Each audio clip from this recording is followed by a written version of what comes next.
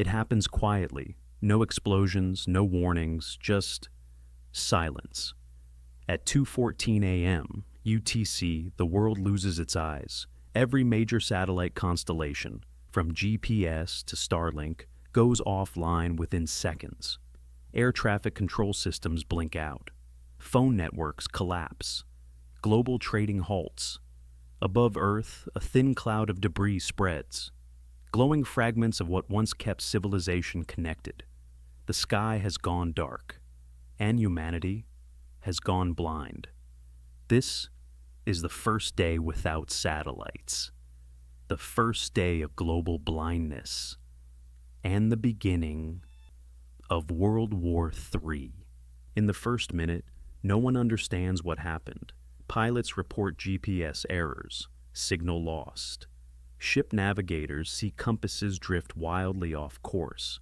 Internet providers notice timestamps jumping by seconds. An eternity for data systems. At 2:17 a.m., U.S. Space Command detects simultaneous losses across 47 satellites, military, commercial, and civilian. 2 minutes later, Europe reports the same. Then Asia, then the world.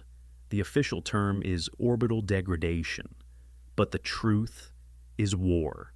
Anti-satellite missiles, ASATs, launched from hidden silos in Russia, China, and possibly North Korea.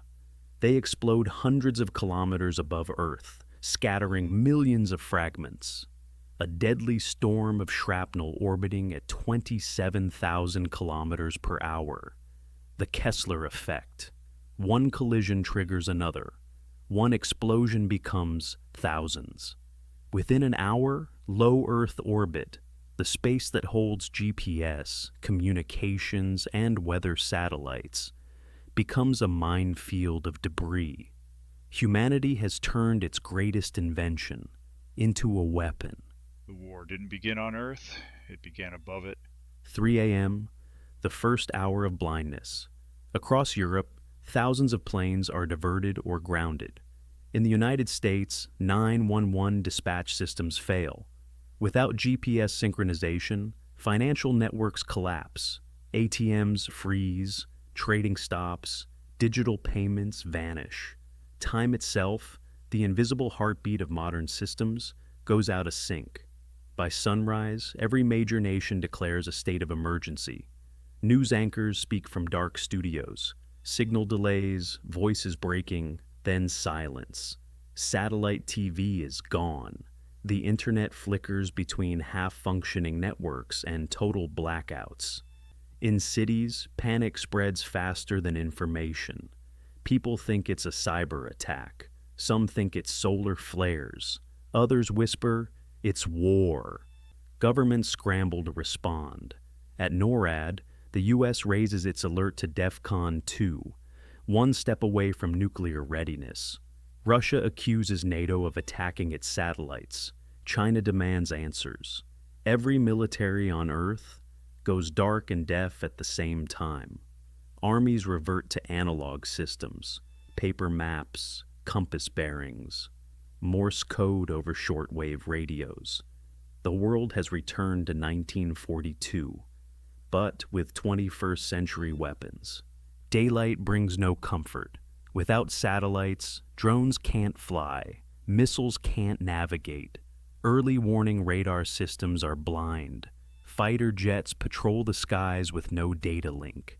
Their pilots flying by sight, not signal. At sea, the U.S. and Chinese navies lose track of each other.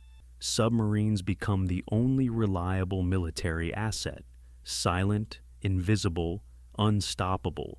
In the fog of war, confusion becomes deadly. A radar glitch near the Baltic triggers an alert.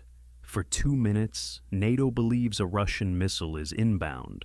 No one can confirm. No one can deny. The ghost launch is canceled, but not forgotten. The fear of false alarms spreads faster than real ones.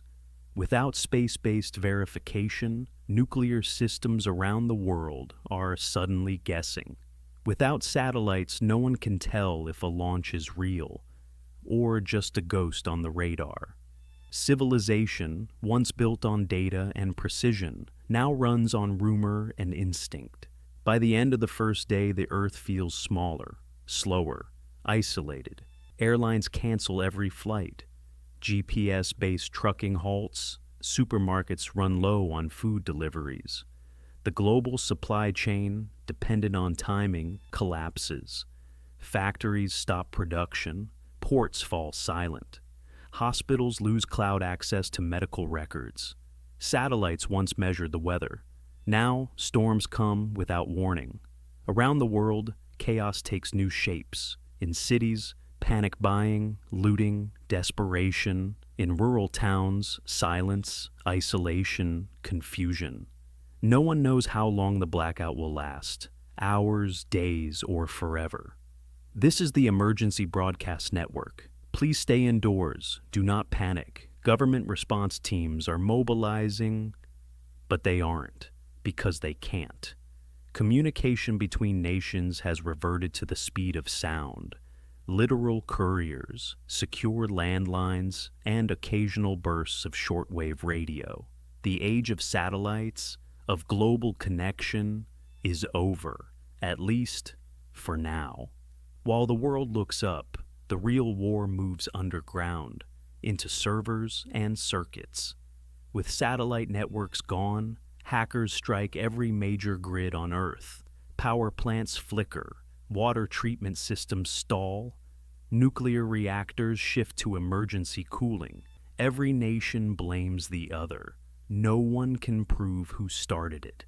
The United States activates Project Sentinel, a classified system of stratospheric surveillance drones. But without satellites to coordinate them, most crash within hours. In Moscow, emergency meetings continue under candlelight. China mobilizes reserve forces. The European Union declares a continental emergency. And somewhere in the Pacific, a U.S. carrier group disappears from radar. No one knows if it's intact, sunk, or just invisible. The world is fighting blind. And in blindness, the smallest mistake can start the biggest war. 12 hours without satellites. The planet is still spinning, but humanity isn't. Airplanes grounded, markets frozen, governments offline. Every system once powered by orbit has fallen silent. Scientists call it the orbital winter, a man-made blackout that could last years. If the debris field doesn't clear, no new satellites can launch. GPS may never return. And the 21st century, the digital century, could end overnight. People light candles instead of screens. Nations rediscover borders, and humanity rediscovers fear. The war above the sky has become a war for survival below it. It's been one full day since the satellites fell. The UN Security Council meets in darkness. The President of the United States speaks on shortwave radio. Russia remains silent. China claims victory. No one believes anyone anymore. The map of the world has changed. Not by invasion, but by blindness. Humanity once looked to the stars for guidance, until the stars went out. For 70 years, we built our civilization above the clouds. We trusted invisible signals more than we trusted each other. And in one night, it was all gone. No missiles fell, no bombs exploded. Just silence. This isn't a story about war. It's a warning about dependence on technology, on systems, on the illusion of control. Because the next world war won't start on the ground. It will start in orbit. Stay aware, stay prepared. This is Crisis Timeline.